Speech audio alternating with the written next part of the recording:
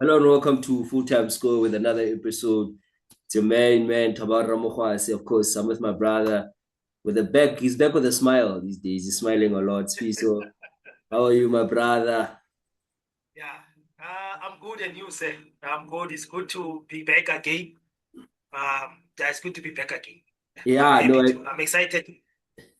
I missed you last week, my brother. I must say, but we pushed on, so it's good to have you back in the game again. So Yeah, we had a big weekend, my brother. Um, PSL basically it's round three of fixtures now. yeah, But we had a very big fixture on Saturday afternoon. We had Mamelodi Sundowns up against Kaizer Chiefs at FNB. Also had Pirates. I think nowadays every game that features Pirates is a big game. Especially yeah. now, probably to a toxic level. But we'll talk about that as well. And then the other thing we would look to address, if time allows, this issue of refereeing in South Africa, the issue of VAR. Uh, Yeah. we are seeing some tough tackles and not so good football, like related to the way players are playing on other players, injuring other players or trying to injure other players, and nothing is happening. And there's no VAR, there's no review committee. So we need to just break that down further, Yana. But Swiso, let me start here with you, my brother. We had a big game. Mamelodi Sundowns, Yeah. Kaizer Chiefs. It's you. It was me versus you. I wanna know, man. How did you see that one, my brother? How are you feeling after that game? I'm feeling happy.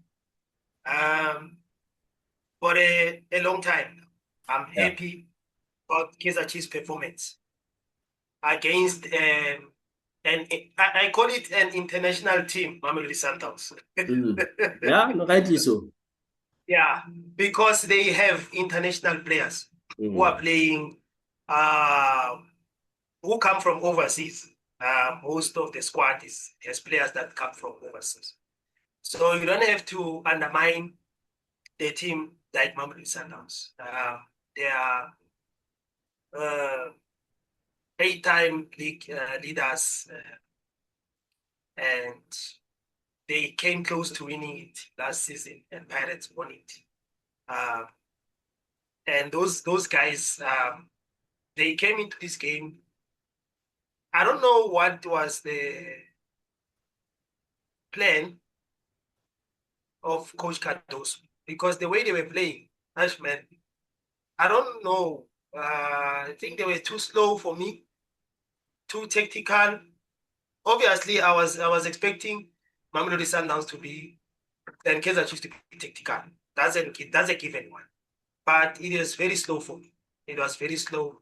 I thought maybe Kaizer Chiefs will try coming guns blazing like they always do, try to play that quick football and try to confuse the the opponent or whatnot. But it was a good game, although it started slow. But I felt that Mamisanas could have done better this game. And if they attacked better in the first 15 minutes, they could have scored. But Van Veek, what a player. What a player. Mm. What a player. Where did you get that guy? Wow. What a player. I'm impressed. I'm impressed. I'm impressed. You know, the way he links with the rest of the players is so nice. Mm. Um, there's a player from Mamelodi Sundowns who's called Onkulis, one of the most underrated players Yeah. for me. One of the most underrated players. I was impressed by his performance. Mudau, always excellent, always comes into the party. But it was a physical game, and I feel that a red card could have came out of that game. It was a very physical game. And I feel that, like you said, we can discuss VAR if time allows. But I feel that it was a game whereby the referee he made the right decisions, but the red card could have easily come Mm. because of the tackles were flying hard. And in Kaizer Chiefs side, I was impressed by Umthetho, for the first time, I was impressed by it. The reason I was the reason I was impressed by Umthetho is because of the calmness that I always wanted him to show when he winning the ball.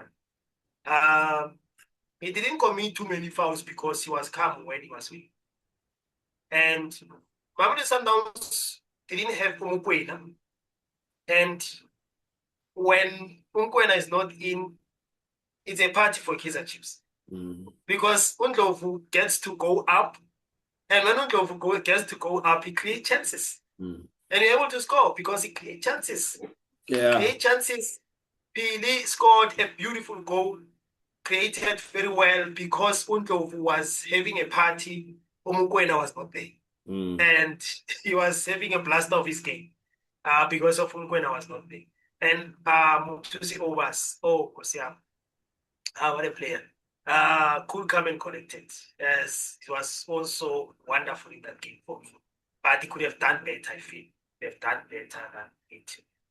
He allowed Umthetho opportunities to play more and to have those attacks. There was a moment where Umthetho was coming from the left, trying to square the ball. Umthetho was so relaxed in that game, and he was so calm. And I like what the coach did with Undlovu and Umthetho.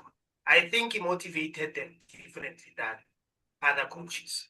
We see Umthetho moving forward, passing, making forward passings, not turning back and making those backward passes that he used to do. He's more confident on the ball. Moving forward, he's more confident. Undlovu, he was playing as an 8, but that assist that he made, he was like he was playing as a 10. The guys are confident, and the guys, they seem to be happy to play under Cruz. There's something that he did.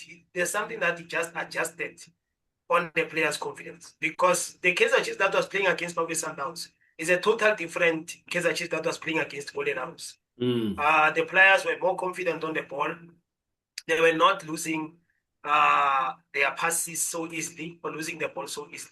And somewhere, somehow, they were in control of the game. Somewhere, somehow, they were having a bit of position there and there. But obviously, Mamelodi Sundowns will always have the bigger pie when it comes to ball positions. But it was a balanced game. I can say it was a balanced game. Towards the end of the game, it was nice, especially when Upili scored. The game started now to have more energy. The attacks were more great. And Coach Cardozo knows how to make substitutions. He knows how to make substitutions. It's very good. And that's one thing that will make sure that he challenges for the league again, because he knows how to make substitutions. Omai Lula, he's something else since he came back. There are a few things that he learned, where he's coming from. Has been traveling a lot and been to Morocco and other teams as well. He's been doing very well for himself. And I think what Mamelodi Sundowns did in that game, for me, they were too slow for the Sundowns that I know. I think they could have pressed much better than they always do. Gave the opponent troubles like they always do. But I still say you have lost a player in Teboho Mokoena when it comes to his injury. Teboho Mokwena's injury will cost Mamelodi Sundowns this season. You need to make a plan. You guys need to make a plan. Yes, the boy who came in, the Mokoena that came in, the younger Mokoena, he was brilliant. He was brilliant.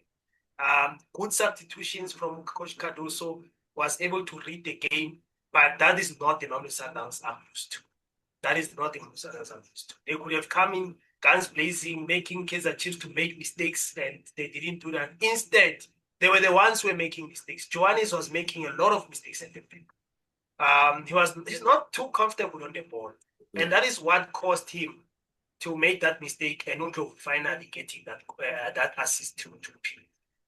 Pili is one of the best signing Kaizer Chiefs has made.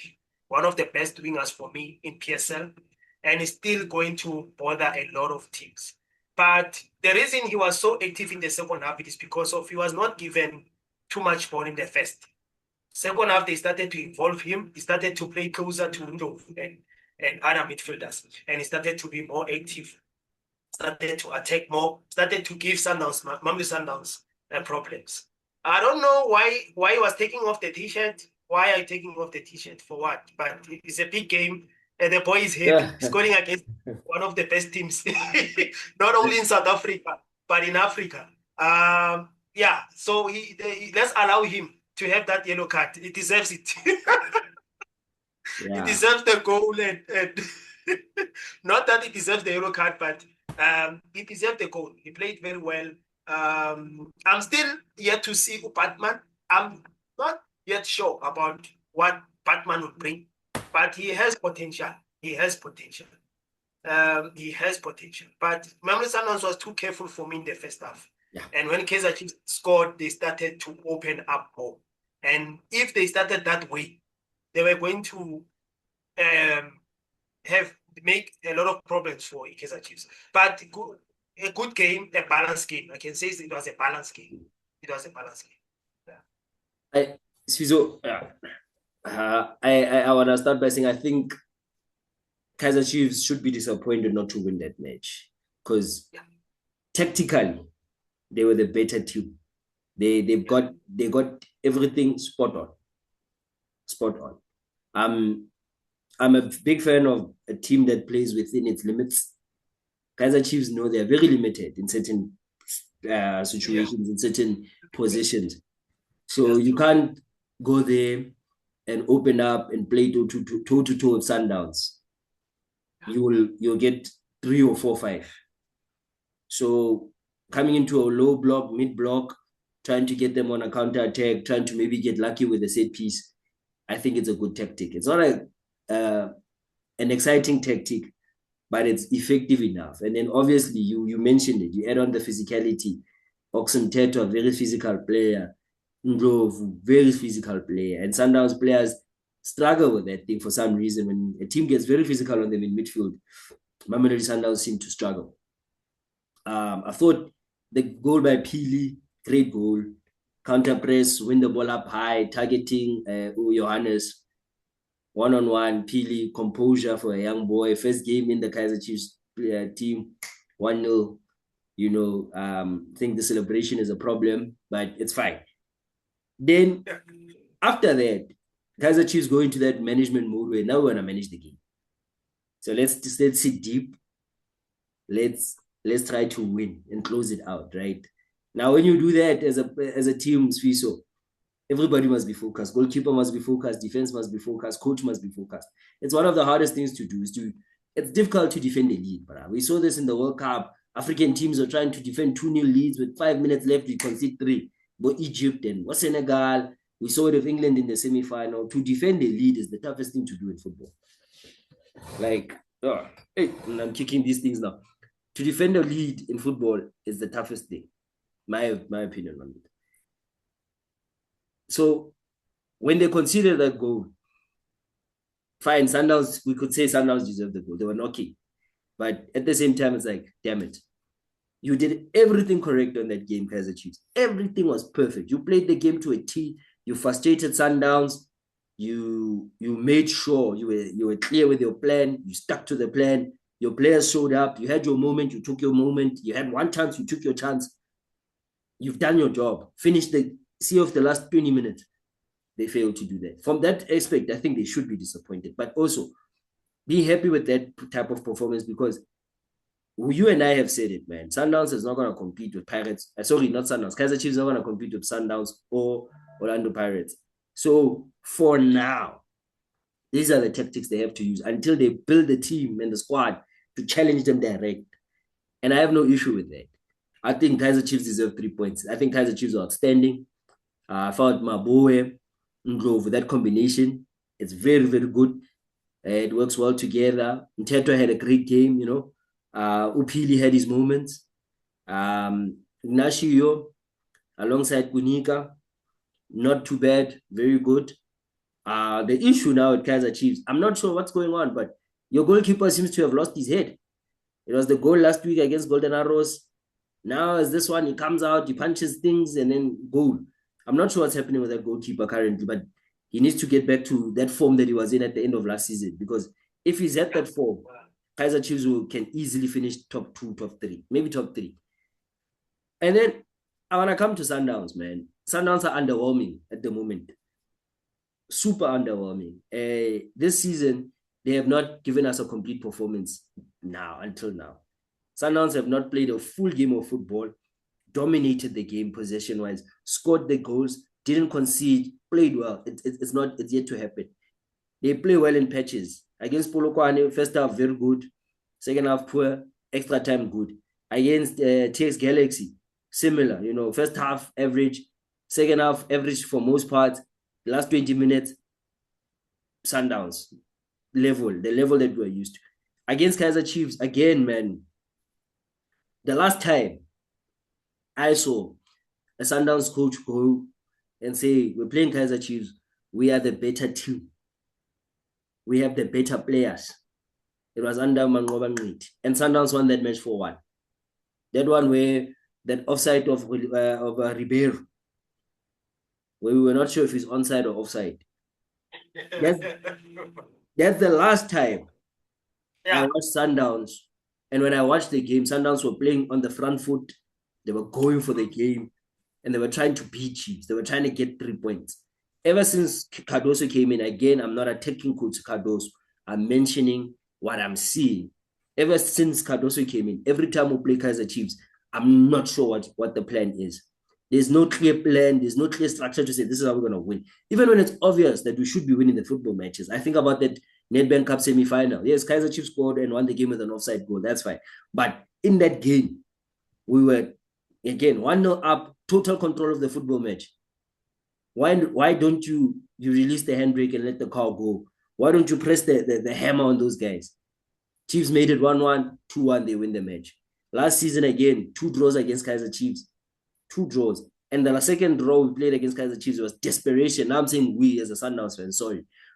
It was desperation. And it worked well for Kaizer Chiefs because we were trying to win the league and Chiefs were just trying to say top 3, top 3, top 3. Now again, come Saturday, same thing again. A Chiefs side that know that they're not going to play against Sundowns, like dominate the game. So they sit back, go into a mid-block, low block, allow us to keep possession. But then, so when you have Nkulisi, Allende, Mabuti Obas in midfield, are you really going to create from the center of midfield? Are you really, honestly speaking? No. Because you look at the profile of Allende, you look at the profile of Nkulisi, it's very much similar players. They are players that can just keep the machine going. Nkulisi is not going to take the game to Kaizer Chiefs from midfield. He's not, especially when the game is as physical as it was on Saturday. He's not going to do that. Batusi Obas is a defensive midfielder, a very good one. But he hasn't played for a very long time. So do we really expect Obas to play at a high level after maybe almost a year without seeing him play? Come on. Allende, we know what Allende does. Allende needs a midfield. He will be able to progress the ball if he has someone who's willing to go into those spaces where other guys were not willing to go. That's why I had an issue with those tactics. I hated the fact that we kept 3 similar midfielders on for so long. A game like that, I looked at it and I had 2 solutions for that game. First option, bring on Tembazwan. Take out either Mkulisi or Allende, bring on Tembazwan. Bring him on. Then he, at least we know, he will try and occupy those little gaps in between. And he's got that finesse, he's got technique. He can probably try to bring in Brian Leon into the game with a touch around the corner, with a nice tendanyana, those type of stuff. We don't need Zwane for 100 minutes of a game. We need him for 20 minutes.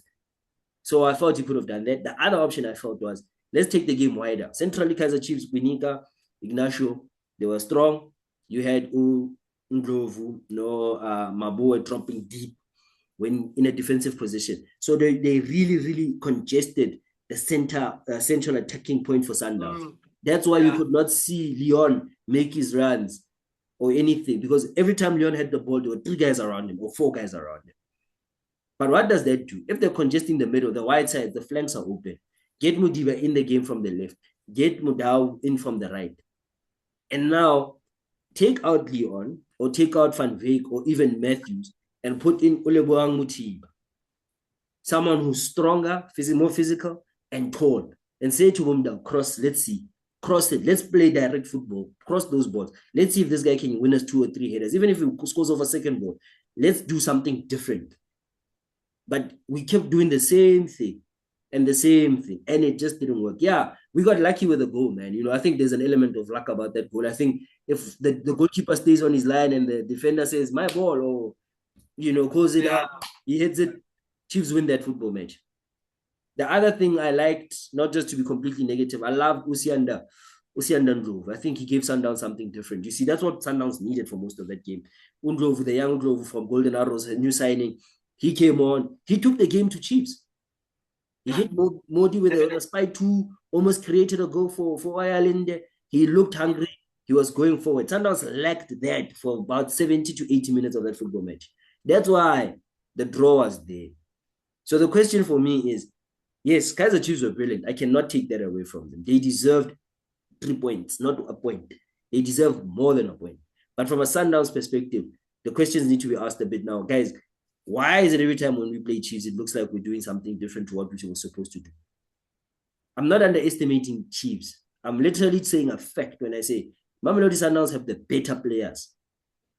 We have the better players. But every time we play Chiefs, it doesn't feel like it. Now the coach gets nervous, the players get nervous, the fans get nervous. And then you can just see it looks heavy. I don't know, maybe it's the stadium. I don't know, maybe it's the chemical engineers. I don't know. But it seems as though recently, when we play Kaizer Chiefs, something is off. And it was off again on Saturday. And I'm speaking passionately because I'm a huge Sundowns supporter, man. But it's disappointing to see that performance. That was underwhelming from Sundowns. And Sundowns, again, have not completed a full game of football this season. Last point on this.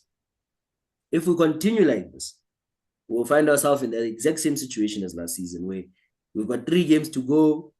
We're chasing 15 goals and 9 points. And then we can't do it.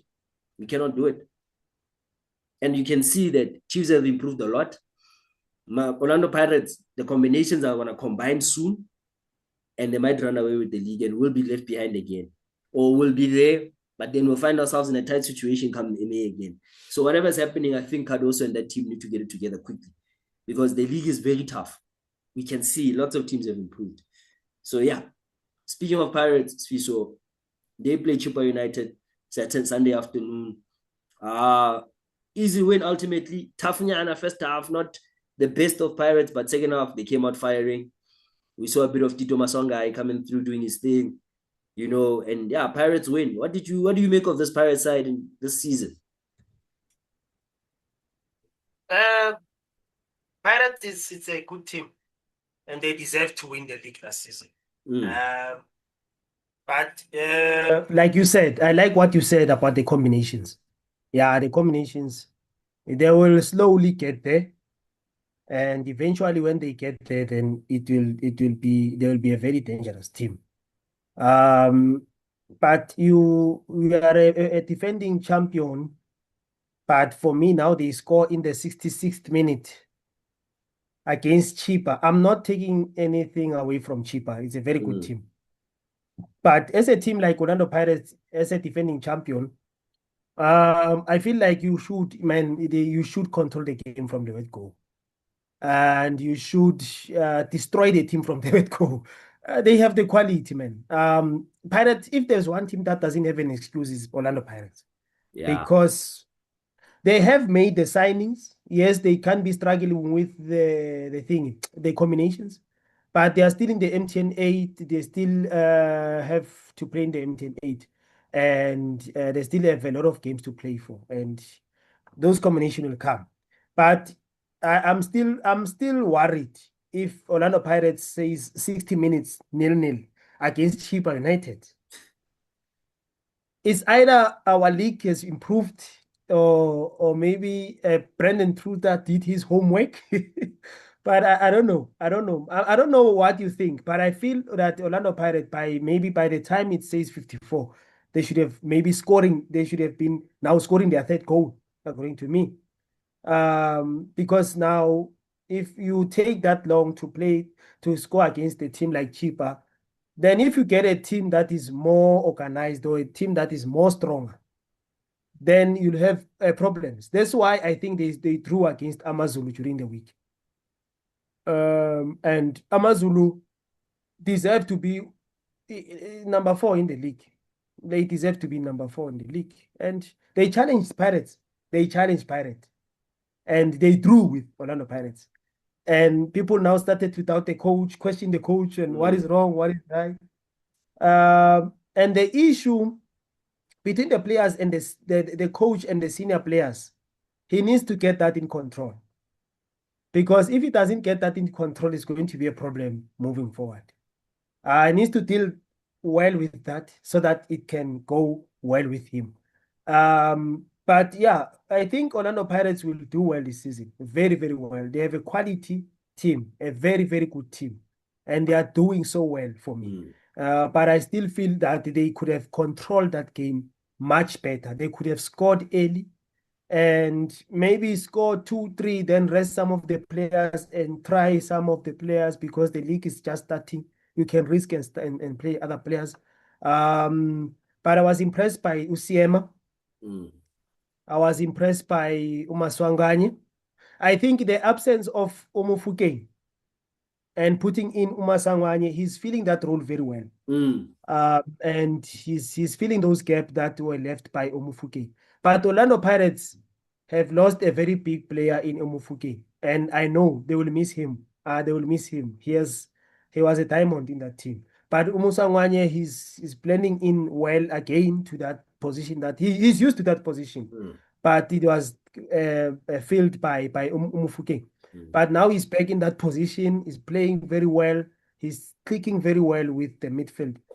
But I still feel Orlando Pirates needs to get those combinations quickly, as soon as possible, right? So that they can be able to move forward.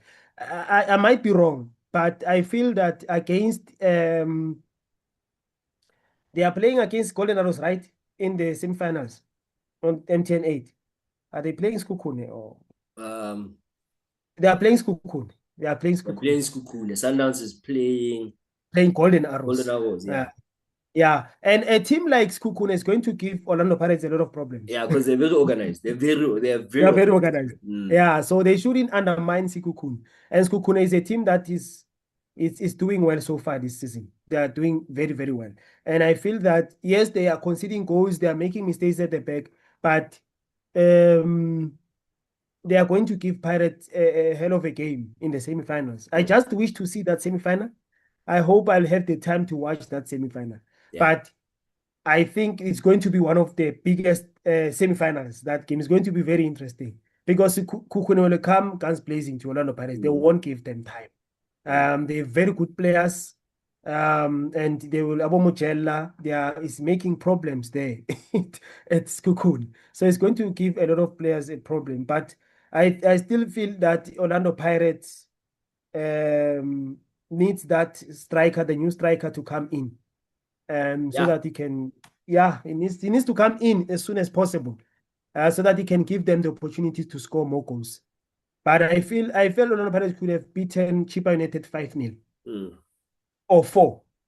It could have done justice to the game. But it's a strong team, Orlando Pirates. I think they will link and they will get it right as time goes. So far, so good. I think the coach needs to manage the team. Because I heard him complaining about a lot of players, that the players are too much. The players are not too much. You are playing CAF. They are not too much. Just need to manage them. You are playing CAF. You will need them one day. You will remember them one day. Because CAF is a lot of, it's a competition that is so much demanding. Yeah. Mamelodi Sundowns knows that. That's why people... I was one of those people who were asking myself, why Mamelodi Sundowns is signing players almost every season and they're signing so many players. And I'm like, they are playing CAF. And Abo Club World Cup, Abo FIFA, Club World Cup and all of those competitions, they need a squad. And so he doesn't need to complain with the squad, he just needs to manage the squad so that he can get it right. And especially in the Champions League. I so wish to see how Orlando Pirates will do in the Champions League this season. I'm really eager to see. I can't wait for the Champions League to start. That that's a cat amongst the pigeons. Because 2 seasons ago they made it to the semi-final, if you remember, and I felt they were close to the final. I think Pyramids got them. Yes. If they managed the game better in Egypt, they would have played Sundowns in that semi-final. I'm sorry, in that final afterwards, and they probably would have beaten Sundowns. But I think it's not the same tournament as it was then. CAF Champions League is a tournament that seems to change every season because the teams change, and with the money Al Ahly have, and those North African teams have a lot of money. So every year it's a completely new coach, completely new squads, and it's a completely new competition every year. And you can't say because you made the semi-final 2 seasons ago, you assume automatically you'll make a final this year. Nah, it doesn't work like that because your team has changed. Your team has changed. Your coach has changed. Some of your players have left that were there at that time. So equally, it's not the same tournament and you're not the same team. But it would be, as you said, interesting to see how that goes because now when they go to Champions League, speaking of the Champions League, they'll have the pressure of defending a title and going there, defending the league. Exactly. Yeah. Unlike that time when they made the semi-final, the title was more or less done. Sundowns had already more or less won the title. So the pressure was now, let's try and win the Champions League. Let's put all our, let's put all our money in our pocket to try and win that. So it's easier then. Again, it's a different tournament to what it was 2 seasons ago. And they are a different club to what they are 2 seasons ago. I mean, I watched that game of Chupa and I felt first half it was just okay. But you could see Pirates are having a little bit of some moments when the combination, especially Umaswanga, was getting more and more involved with Mbutuma, you could see Apollo is coming deep to collect the ball and try to get it forward. I look at Utito Maswanga and I say to myself, he must carry this team now. He's the most creative player in that squad. He needs to carry that team. He needs to put that team on his back and say, guys, I'm going to win us games.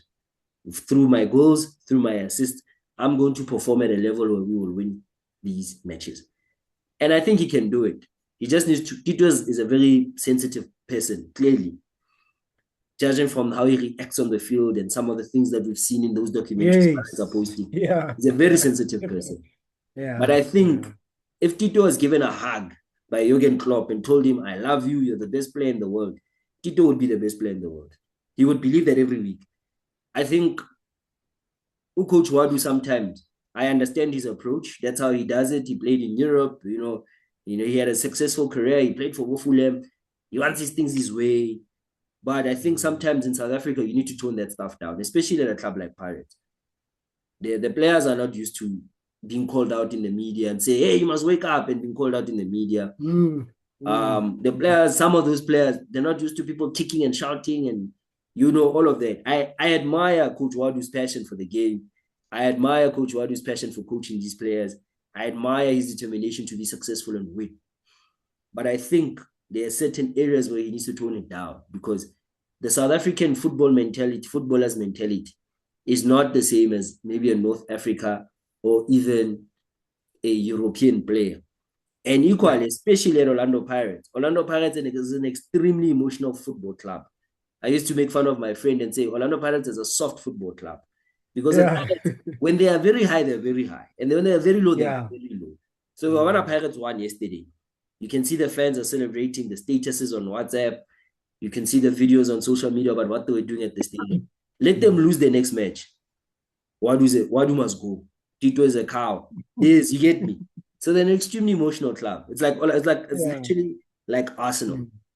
They win, they're the best club in the world. They lose, everything sucks. They're like that. Exactly. So he needs to be careful, this coach. I agree with you, my brother. How he manages the senior players is very important because at Pirates, player power has played a role before in the past. Coaches, Sheen and Mama, they've been shown the door because players decided, nah, brother, I'm fooling. And I think Wadu needs to be careful with that. Yes, he has a job to do. Yes, he must be successful. Yes, he wants to win. We support that. But equally, I think you need to be a bit sensitive, especially around certain players. About Tito. Tito is not the type of player you shout at and call out on the media. He hasn't done it, but I'm saying he might end up doing it. It's not going to make Tito perform better. That's not going to work.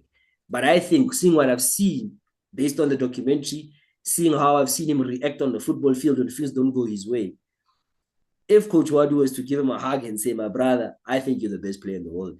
I think you're like Messi or Maradona for my team. I promise you, Tito will perform for that coach.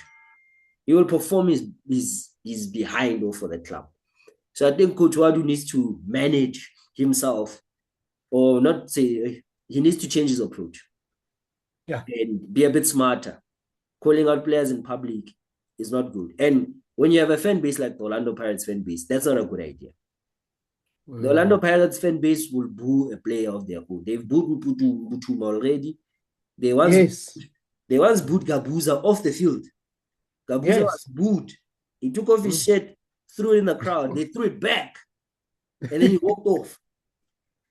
So you must understand the type of fan base you're dealing with. Yeah. There's a level of toxicity there that you don't normally see. And it's direct to the player.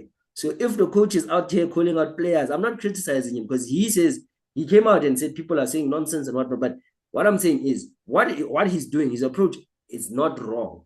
But I think he needs to kind of just revert it a little bit, because there are just certain players you can't do that to. You can easily call out OCBs in the media, which he did.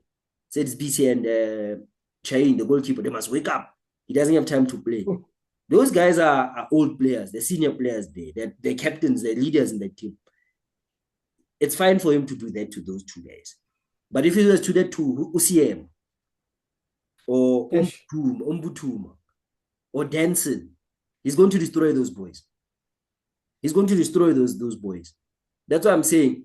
I feel like coach needs to start to understand some personality. And he also needs to understand the personality of the team he's coaching. Because saying stuff like that about certain players, with that fan base, they might turn on those players.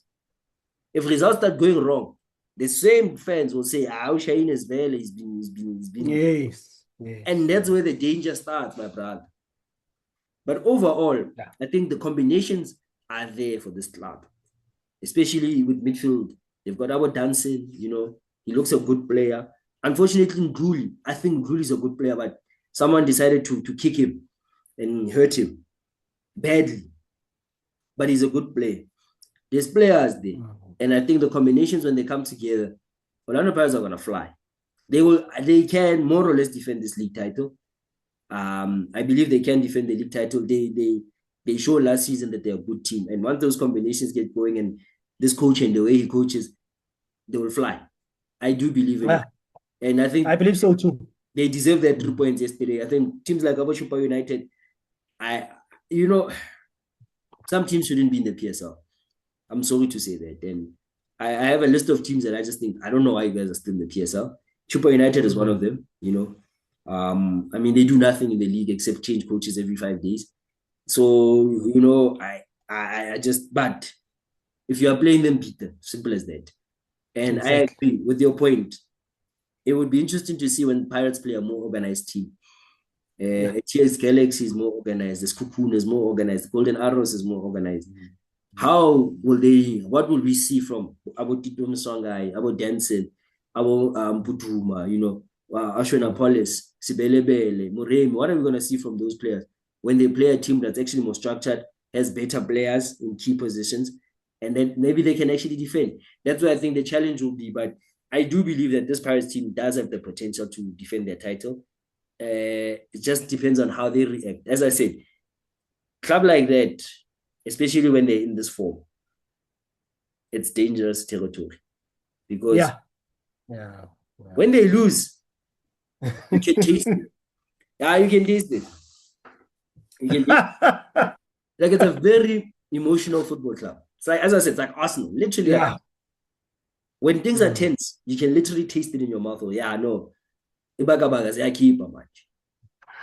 when they win, you can taste it. It's good times. It's like your nice.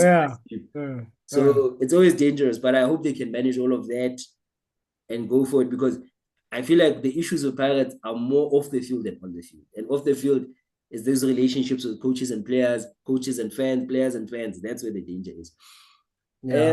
So wrapping it up now, VAR, my brother. We've seen some bad tackles. I've mentioned, I think it was on Nduli. Nguli's out until next year. I think the Pirates released a statement on that injury. There was a bad, disgraceful, disgusting tackle. There was one, I don't know if you saw it on social media. Ukwinika was clearing the ball. Then Yes, I saw he it. brought his foot down.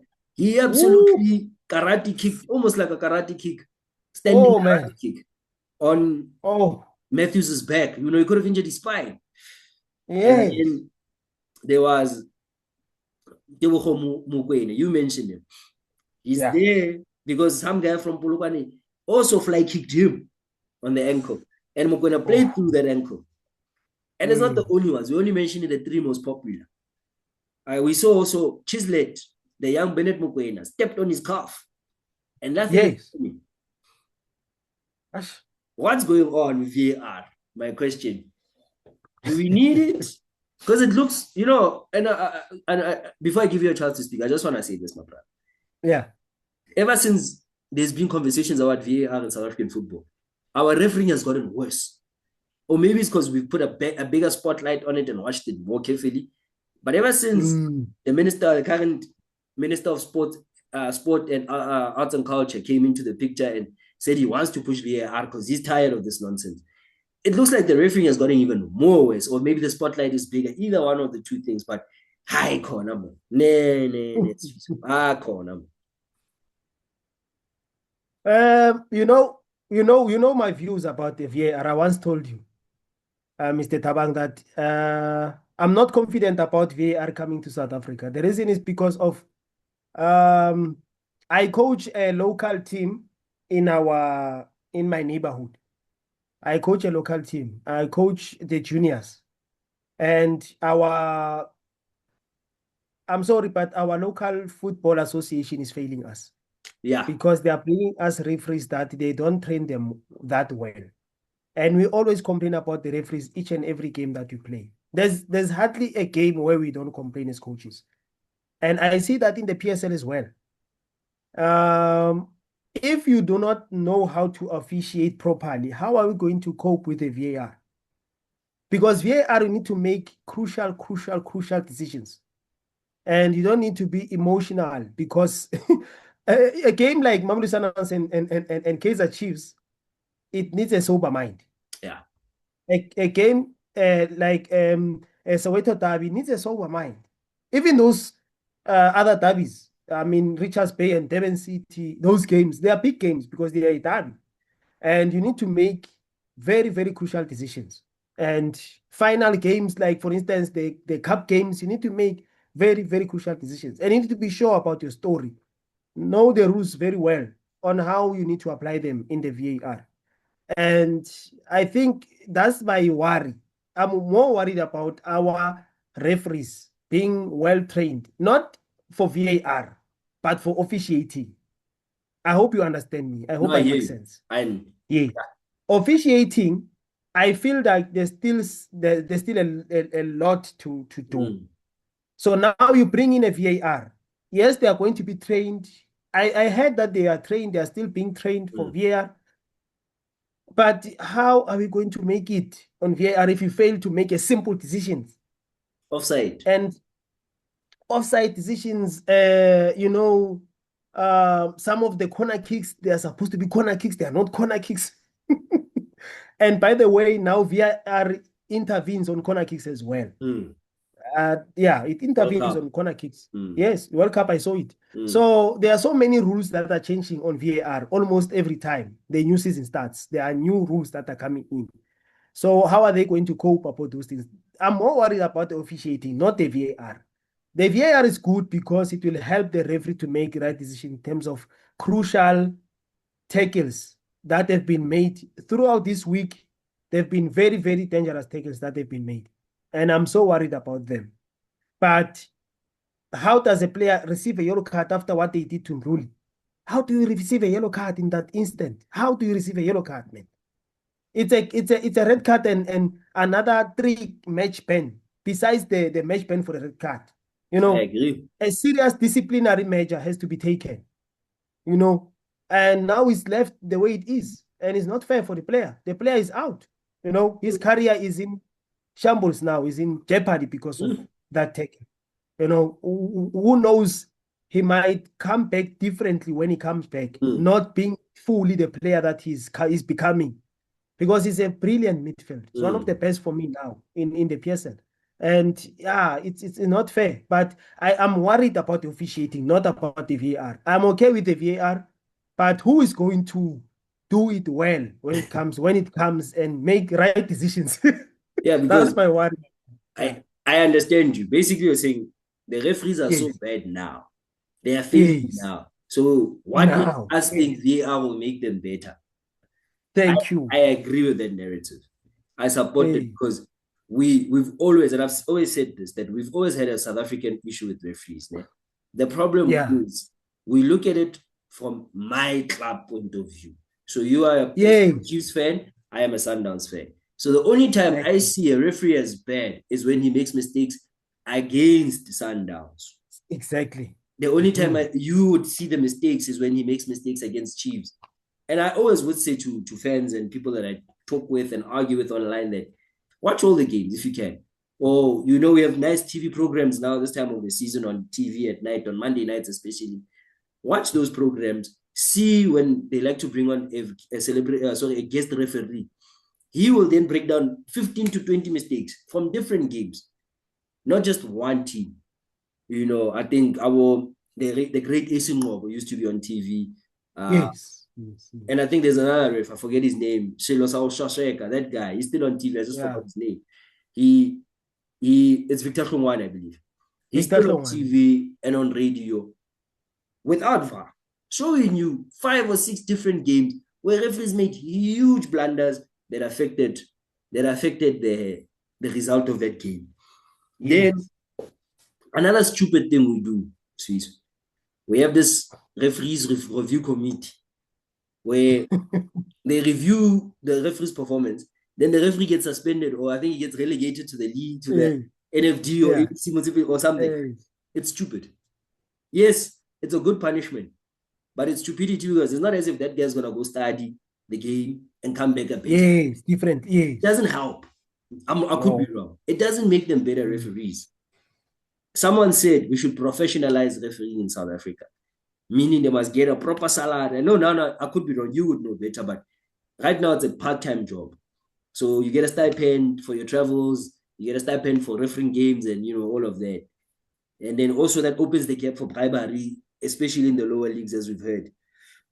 So we need to professionalize refereeing first before we get to VAR. Say to these guys, look, this is your full-time job. You can stop what you're doing wherever. You're going to be a ref full-time. Much like the players and the coaches are coaches and players full-time. Much like the physios, the doctors, they're doctors full-time. We need the referee to be also fully professional and get a proper salary, a structured salary, full-time. Then we can start talking about VAR. Then lastly, so for me, in England, I think they do this. I know this more for England. They have what they call a disciplinary review. You just mentioned it, where there's reviews on incidences every week, right? So all the incidences that have been highlighted, they're put on the table on Monday morning. They're discussed. Whether the player got a red card, yellow card, or nothing. They discuss an incident. Like, for example, the Guinika incident.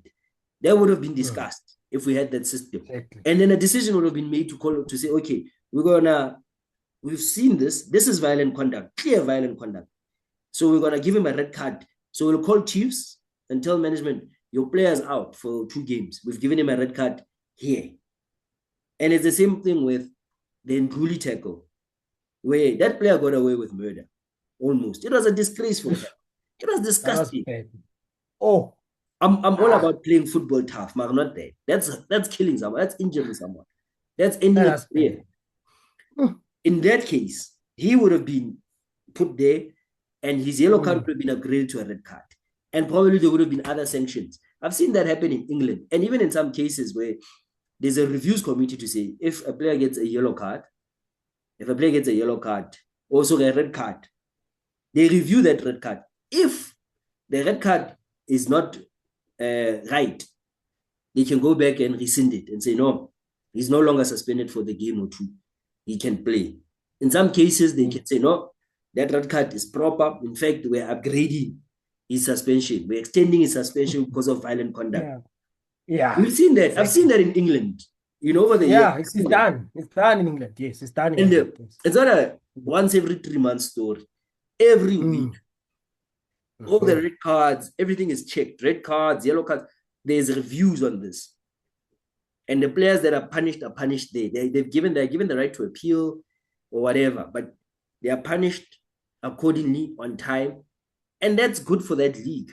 That's the best league in the world. One of the reasons why it's the best league in the world. Well, here we are in South Africa. We claim we're the best league in Africa, we're the richest league in Africa, the most sponsors and all that. We claim all these great things. Some of them are true, some of them are not. But we don't have VAR. We don't have a referees review committee for games. We don't have any of that. And we have probably some of the worst referees on earth. That's why our referees don't get selected to go to the FIFA World Cup. They don't get selected. They end up being body fourth official or lineman or whatever. They don't get selected for games because they are bad. And it's not like FIFA is racist. FIFA knows that these guys are bad. Abongile Tom, he's bad. He's bad. He's a bad ref. Victor Gomez, I'm glad that guy doesn't ref football anymore. That guy's a bad ref. He's the worst ref I've ever seen because he used to make football about him. He wanted to shine more than the team, more than the players. Now we end up watching the ref. Who's that other ref, man? Tando Zanzega. That's the worst one. Who's that other guy, bro? Oh, man. Jelly Chavane, dark guy, short dark guy. Yes. Chaban, I know him. Move. Those refs are bad, bro. They're bad. If you want to see weird football, inconsistent refereeing, bad referee, Yes. Abongile Tom, Jelly Chabani, Tando Dandeka. There's another guy, man. I'm thinking about him. It's fine. Those guys are bad, all of them, and they're not getting help. SAFA's not helping them through education. SAFA's not helping them with VAR. SAFA's not helping them to say on Mondays we are reviewing all your decisions. Then we will correct in terms of Boguinika. So Guinika should have got a sanction. That's a red card. So they could have just said on Monday he's getting a red card. But it's not going to happen. And he's going to do it again when he plays again. He's going to kick another play. I'm going to squeeze it. No. But anyway, that wraps it up for tonight. Yeah, no, these people make you angry, man. I know. It's frustrating. It's frustrating a lot. Man. It's frustrating. More than anything, I hate what I saw on, I think it was last week, Wednesday. Yes, it was bad. It was bad. And really, really bad. That was a bad tackling. Oh, the fact that guy, I think his name is Ngwe. The fact that guy gets to continue to play without reprimand, any consequence. I know he didn't do it on purpose. I don't know him. I don't want to suggest that. But it was a disgraceful tackle. I don't want to see that, bro. Even that one that we nigga on Matthews. Yes, it's my club. Sundowns is my club. But that was also pathetic and coward. Why do you do very that? dangerous tackle. But no one says anything. Even that boy Bennett Mukwena should have got a yellow card or red card. You're a young player. Why are you chowing people with your stats on there? The issue is if it doesn't stop, it's going to hurt someone badly. Exactly. The career might end. Yeah. The career will end. And we don't know. No. Hopefully the VAR comes in and maybe things will be better. Don't know. I'm not holding my breath, my brother. I'm not holding my breath. Anyway, man, before I go, thanks to, if you've watched us until this far, thank you for watching. Please do like and subscribe onto our video. And like the video and subscribe to the channel. It's Full-Time Score with CC Ramukwais. Of course, Sfiso and I try to do this every Monday. It's never easy, Wi-Fi, data, it's this and that, but we try our best to come together when we can and have a conversation about the game of football. Man. Sfiso, any last words, man, before we wrap it up? I'm hoping Mamelodi Sundowns will play better against Marumo Gallants tomorrow. Better than they did in the 2 previous games that they played. And from there, we'll see what's going on with them. Fully agree with that one. The Sundowns is like, yeah. But anyway, I'm looking forward to more football. I think we do have one PSL game this week. It'll be that one, Marumo Gala and Sundowns. And I think on the weekend we might have some more. If not, it will probably be MTN8. I'm not sure. But for now, so I'll see you again next week, Monday, my brother. Salute. Sharp. Thank you. Sharp.